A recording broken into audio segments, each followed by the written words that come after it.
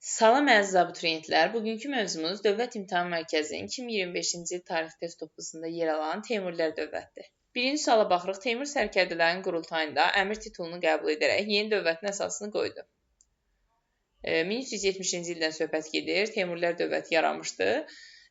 Deməli, ikinci suala baxırıq. Əmir Teymurun hakimiyyət dövründə Səmərqənd sənətkarlıq və ticarət mərkəzinə çevrildi. B variantı düzgün cavabdır. Üçüncü suala baxırıq. 15-ci əsrdən Teymurilər dövlətinin paytaxtı köçürmüşdü Herata Şahruxun dövründə. Əvvəlcə Səmərqənd şəhəri idi. 15-ci əsrdə Şahruxun hakimiyyət illərində isə paytaxt köçürülmüşdü Herata. Dövlətlərin yaranmasının xronoloji ardıcıllığını müəyyənləşdirək. Elxanilər dövləti yaranıb 1258-də, yəni Hülakülər. Teymurilər 1370-də, Böyük Moğol isə 1526-da. Elə ardıcıllıq 1, 2, 3 olaraq deməli düzgündür A variantı.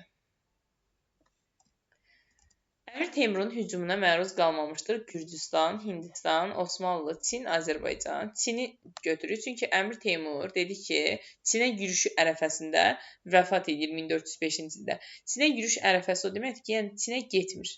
Çinə getmir, çünki ölür. Ona görə 5-də düzgün cavabımız olur D variantı. Cənubi Qafqaza yürüyüş elədikdə Gürcüstana, həmçinin Azərbaycana yürüyüş etmişdi. Hindistana, yəni Dehliyə 1398-ci ildə yürüyüş edib, Osmanlıya isə 1402-ci ildə Ankara döyüşündə. Əmir Teymurun hücumuna məruz qalmamışdı. Osmanlı dedik 1402-də məruz qalıb. Hindistan qalıb 1398-ci ildə. Gürcüstanla Azərbaycan da dedik ki, Cənubi Qafqaza yürüyüş edərkən. Ona görə düzgün cavab olur burada C variantı. Yəni Avropaya, İspaniyaya yürüyüş etməmişdi. Uyğunluğu müəyyən edin. Sarısarıqlar deyir aiddir Hindistana, yox Çinə. Qırmızı qaşlılar Çinə aiddir deyə götürürük 4-ü. Sərbədarilər üsyanı Azərbaycana aid deyil, Monqollara qarşı idi. Xürrəmlər Osmanlıya aid deyil, Azərbaycana aiddir. Məzdəkilər isə Sasanilərə aid idi. Cavab olur burada 1 və 4. Məzdəkilər də 481-529-cu illəri əhatə edir. Uyğunluğu müəyyən edin. Qırmızı qaşlılar üsyanı Çinə aiddir, düzdür. 18-ci ildə baş vermişdi. Sərbədarilər 1365-66-cı illərdə. Bu da Teymurilər, yəni Çağatay hakiminə qarşı baş vermiş üsyanı idi. Yəni Osmanlıya aidiyyatı yox idi. Jaklar üsyanı Fransaya aid idi. Ona görə bunu da atırıq. O Tayler olsaydı İngiltərəyə aid götürərdik. Xürrəmlər Azərbaycana aiddir, düzdür. O Tayler isə dedik İngiltərəyə aiddir. Burada Fransa deyir. Cavab ona görə 2 və 5 düzgün variantdır. Paytaxtların uyğunluğu müəyyənləşdirək. Səmərqənd Teymurilərə aiddir. Sacirlərə aid ola bilməz deyib 1-i atırım. Naxçıvan Sacirlərə aid deyil, heç Səfəvlərə də aid deyil. 3-ü 4-ə atıram. Həmədan Atabəylərə aiddir. Məhəmməd Can Pəhləvan dövründə 1175-ci ildə paytaxt Naxçıvandan Həmədana köçmüşdü. Sacirlərinki də ola bilməz, çünki Sacirlərin paytaxtı Marağa və Ərdəbil idi. Cavab olur burada da 2 və 5.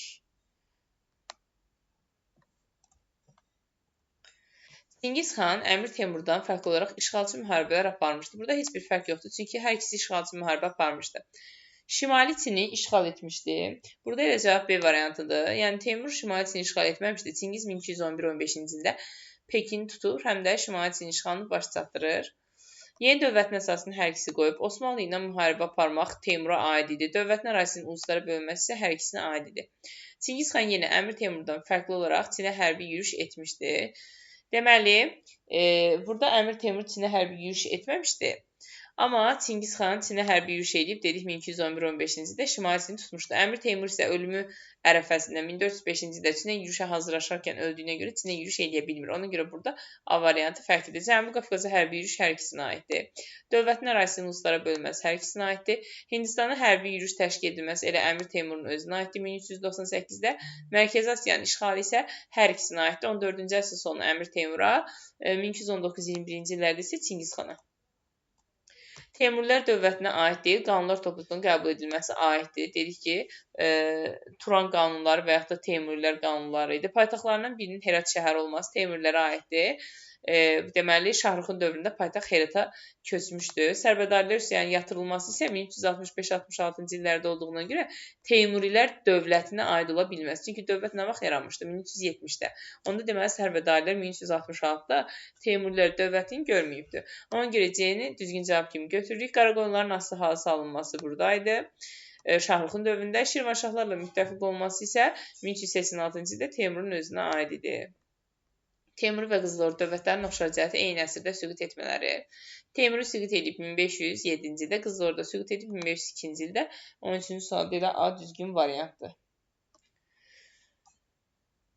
Teymurilər dövlətinin süqut etdiyi ildə Azərbaycanda mövcud olmuş dövlət Səfəvi idi. Çünki Səfəv dövləti 1501-də yaranmışdı, 1736-ya qədər mövcud olmuşdu. Teymurilər dövləti isə 1507-də süqut etmişdi. Ona görə 14-də düzgün cavab olur C variantı. Deyir, Teymurilərin Qızıl Ordunun tarixinə aid ümumi cəhət Təbriz şəhərini ələ keçirməkləri. Elə A düzgün variantdır. Hər ikisi həm Toxtamış, həm də Teymur gələndə 1385-1386-cı illərdə bunlar yürüşə gəldikdə Təbriz şəhərini ələ keçirmişdi.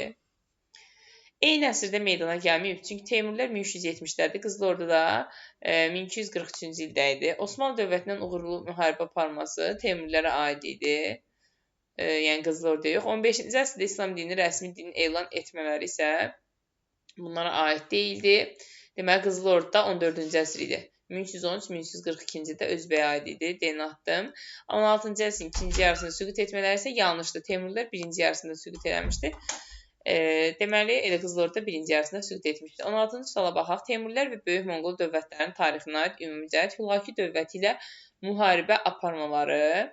Teymurilər 1370-də yaranıb. Hülaki dövləti isə ümumiyyətlə 1357-də süqut etmişdi. Yəni Teymurilər heç Hülakini görməyib.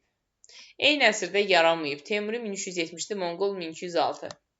Şirvanşahları tabe etmişdi. Burada deməli Şirvanşahları tabe etmək bunların hər ikisinə aiddir. Çünki deməli Monqollar Cənubi Qafqaza yürüş edəndə də Şirvanşahlar həmin vaxt mövcud olduğuna görə avtomatik Şirvanşahlar dövlətini tabe etmiş olur. Teymurilər də özü şəxsən İbrahimi 1386-cı ildə tabe etmişdi. Böyük yasa sırf Monqollara aiddir. Çinin şimalının işğalı sırf Monqollara aiddir. Çingiz xan və Əmir Teymurun ümumi cəhəti Eldənizlərə yürüş etmələri. Əmir Teymur Eldənizləri heç görməyib. Çünki Əmir Teymur dedik 1370-də hakimiyyətə gəlir. Eldənizlər 1225-də artıq süqut etmişdi. Osmanlı ilə müharibə aparmaq sadəcə Əmir Teymura aid idi. 1402-ci ildə Ankara. Çinə yürüş etməkləri də Çingiz xana aiddir 1211-15-ci illər. Cənubi Qafqazı yürüş təşkil etmələri amma hər ikisinə aiddir. 1222 Çingiz xan, Əmir Teymur isə deməli Cənubi Qafqazı yürüş etmişdi 1386-cı ildə. Rus knyazlıqlarını tabe etməkləri də Rus knyazlıqlarının tabe edilməsi də ümumiyyətlə Monqollara aid idi. Teymur isə Moskva knyazlığı üzərində yürüş etməyə hazırlaşarkən Mərkəzi Asiyadan üsyan xəbərləri gəldiyinə görə geri dönmək məcburiyyətində qalır. Əmir Teymurdan fərqli olaraq Babur Sərbədarlar üsyanını yatırır, xeyr. Sərbədarlar üsyanı 1365-66-dadır, Babur isə 1526-da. Dehli Sultanlığını süquta uğratdı. Burada elə B variantı düzgündür, çünki Dehli Sultanlığını süquta uğradan Babur idi 1526-da Panipat döyüşü nəticəsində. Babur şahdan fərqli olaraq Əmir Teymur Osmanlıları məğlub etdi. Burada da A variantı düzdür. Osmanlıları 1402-ci ildə Əmir Teymur məğlubiyyətə uğratmışdı. Eylervin diaqramına əsasən uyğunluğu müəyyənləşdirək. Xubilay ilə Teymur hökmdarı Şahruxa baxaq. Çinin cənubunun işğal edilməsi A. Xubilaya aiddir. Yeni sülalələrin əsasının qoyulması, Yuan sülaləsinin əsasının qoyulması isə yenə Xubilay xana aiddir. Şirvanşahlar dövləti ilə müttəfiq olması, deməli Şirvanşahlarla müttəfiq olması Teymur hökmdarı Şahruxa aid idi. Qaraqoyun dövlətinin asılı vəziyyətə salınması da Şahruxa aid idi.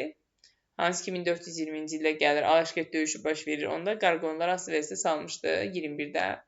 Və paytaxtın köçürülməsi. Teymur hökmdarı Şahrux Herata köçürüb, Xubilay da Pekinə köçürüb deyə. Demək, burada düzgün cavab olur G variantı.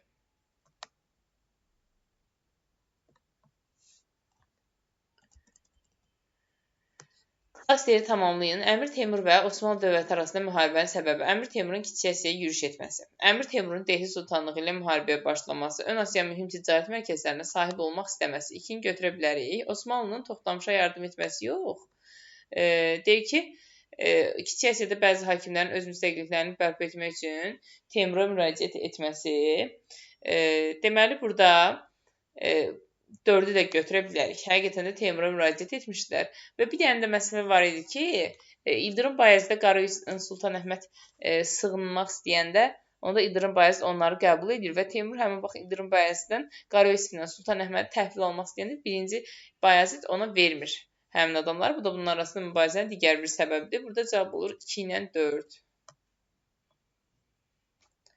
Burada 5-cidə də deyir Azərbaycan uğrunda Teymurlərlə Osmanlılar arasında mübarizə, belə bir şey heç vaxt olmayıb. 5-i də atıram. Biri də Əmir Teymurun Delhi Sultanlığı ilə müharibəyə başlaması, yəni bunlar arasında müharibənin səbəbi deyil də. Həqiqətən Delhi ilə Əmir Teymur 1398-də müharibə eləmişdi, amma bunun Osmanlı ilə heç bir əlaqəsi yox idi. 14-cü əsrin 90-cı illərində Əmir Teymurun yürüş etdiyi ərazini xəritədə göstərək. Deməli, burada Əmir Teymurun yürüş etdiyi ərazilərə baxaq. Burada cavab ilə Azərbaycan olmalıdır. Bir Azərbaycana düşür, yəni Cənubi Qafqaza yürüş etmişdi. Ümumiyyətlə Azərbaycana bir neçə dəfə yürüş etmişdi bu. 1386-da, 1392-də, 1399-cu ildə. Ona görə də cavab burada olur C variantı, yəni 1. Yəni Misirə yürüş eləməmişdi, yeni atıram onda. Eylirvin diaqramına əsasən uyğunluğu müəyyənləşdirək. Çin ərazilərinin bir hissəsinin işğal edilməsi. Burada Çin ərazilərinin bir hissəsinin işğal edilməsi aiddir. Deməli, heç birinə aid deyil. Ona görə atıram. Mühüm ticarət məntəqələri olan Hələb və Şam şəhərlərinin ələ keçirilməsi. Hələb və Şam şəhərlərinin ələ keçirilməsi sırf Teymura aid idi. Ümumiyyətlə, işğalçılıq müharibələri aparan əsasən Teymur olmuşdur. Daha sonra Şirvanşahlar dövləti ilə müttəfiq olmaqları. Şirvanşahlar dövlətinin həm Əmir Teymur, həm də Şahrux müttəfiq olmuşdu. Qaraqoyun dövlətinin asılı vəziyyətə salınması. Deməli, Əmir Teymur 1405-ci ildə ölmüşdü və Qaraqoyun dövləti yox idi. Ona görə bu sadəcə Şahruxa aiddir. Ağqoyunlu bəyliyi ilə müttəfiq olması isə bunların hər ikisinə aiddir. Onda 23-cü sualda cavab olur D variantı.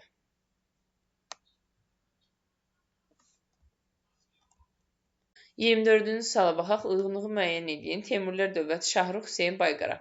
Qara Yusifə qarşı döyüşlərdə uğur qazana bilməməz. Burada sırf Qara Yusif deyir. Qaraqoyunluları desə, yəni bunu götürməzdi, amma sırf Qara Yusifə qarşı həqiqətən də hansı ki bir cümlə kim verib onun kitabda?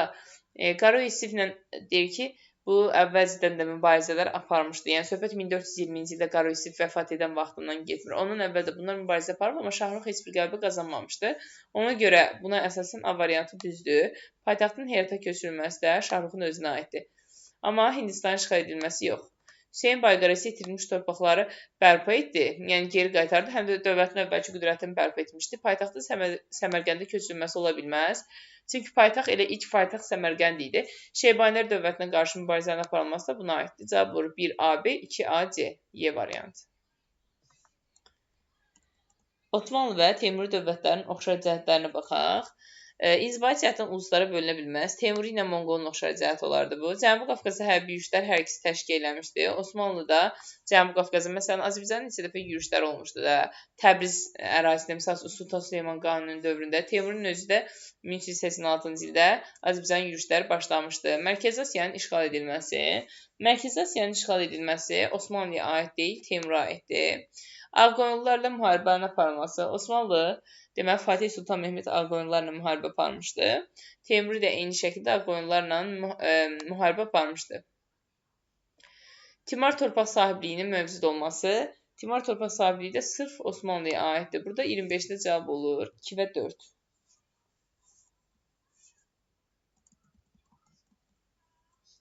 Hadisələrin hansının yerini dəyişdikdə düzgün xronoloji ardıcıllıq alınar.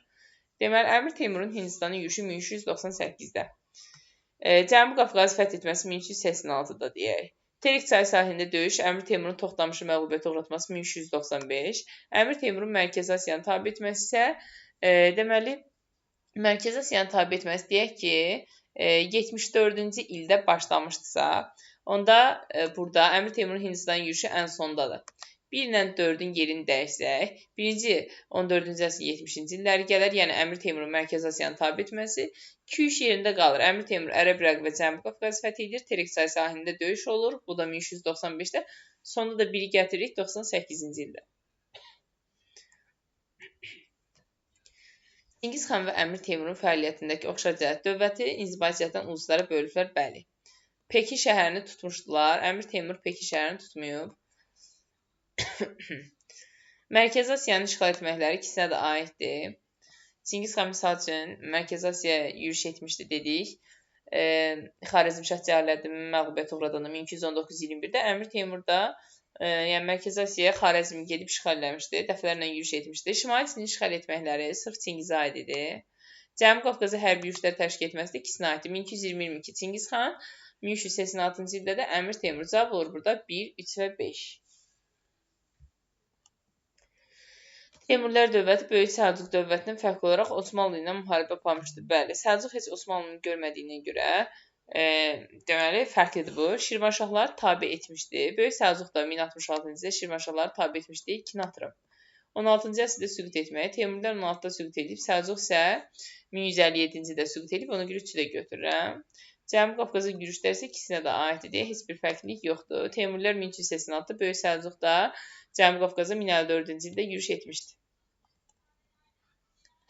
Böyük Səlcuq və Teymuri dövlətlərinin ümumi cəhəti Təbriz şəhərinin tutulması, Rəvvadilərin üzərinə yürüş etmişdi məsələn burada. Ona görə biri götürə bilərəm. Böyük Səlcuq Rəvvadilərin üzərinə yürüş edib, Teymuri də ki, onsuz da 1386-da da, 92-də da, 99-da da hər dəfə gələndə bütün Azərbaycan şəhərlərini tuturdu. Osmanlılarla müharibə Böyük Səlcuqa aid ola bilməz. 16-cı əsrdə süqut etmələri Böyük Səlcuqa aid ola bilməz, 1157-də süqut edib. Cənubi Qafqaza yürüş etmələri ikisinə də aid ola bilər. 1054-də Böyük Səlcuq, 1386-cı ildə də Teymurilər yürüş etmişdi. Abbasilər xilafətinin paytaxtı Bağdadın tutulması. Abbasilər xilafəti heç Teymurun dövründə qalmamışdı. 1258-də süqut eləmişdi. Ona görə 29-da cavab olur 1-dən 4. Teymuri dövləti ilə Ağqoyunluların oxşar cəhətlərini müəyyən edək. Qaraqoyunlularla müharibənin aparılması. Deməli, Teymuri dövləti Qaraqoyunlularla müharibə aparmışdı. Elə Ağqoyunlular da müharibə aparmışdı. Baxın, Qaraqoyunlu dövləti desəydik, yəni Ağqoyunlu dövləti ilə Qaraqoyunlu desəydik, yanlış olar. Çünki Ağqoyunlu dövləti Qaraqoyunlu görməyib. Birinci Qaraqoyunlu dövlətinə son qoyulur, sonra Ağqoyunlu dövləti yaranır. Burada dövlət sözü işlətmədiyimizə görə götürə bilərik. İnzibai cəhətdən uluslara bölünməyib Ağqoyunlu, sırf Teymuri ilə Monqola aiddir. Səfəvilər dövləti ilə müharibə aparılması. Səfəvilər heç görməyibdi. Deməli, daha doğrusu görüb 1507-ci ildə. Amma Səfəvilərlə müharibə aparmayıbdı Teymuri. Ona görə 3-ü də çıxıram. Osmanlı dövlətinin müharibənin aparılması. Osmanlı dövlətinə Teymuri 1402-ci Ankara, Ağqoyunlular isə Malatya və Otluqbeli döyüşlərini aparmışdı deyə 4-də götürürəm. Hindistanın hərbi yürüşlər Ağqoyunlulara aid ola bilməz, Teymuriyə aiddir 1398-də. Xronoloji müəyyənləşdirir. Osmanlının yaranması 1302-də, Bizans imperiyasının süqutu 1453-də, Həştərxan xanlığının Rusiya tərəfindən işğal edilməsi 1556-da, Teymurilər dövlətinin yaranması 1370-ci ildə. İndi burada ən birinci nədən başlayarıq? Birinci başlayarıq 1-dən, yəni Osmanlının yaranması 1302-də. Sonra Teymurilər yaranar 1370-də. Sonra deməli Bizans imperiyası süqut edilir 1453-də. Sonda da Həştərxan xanlığı Rusiya tərəfindən işğal edilir 1556-cı ildə. Cavab olur 1, 4, 2 və 3. Dövlətlərin yaranmasının xronoloji ardıcılığı. Cəlalilər 1340-da, Böyük Moğol dövləti 1526-da, Qızıl Ordu 1343-də, Teymurilər 1370-də yaranmışdı. Ardıcılığı düzəndə isə deməli birinci gələr Qızıl Ordu. Qızıl Ordu gəlir dedik 1243-cü ildə. Sonra Cəlali 1340-cı ildə.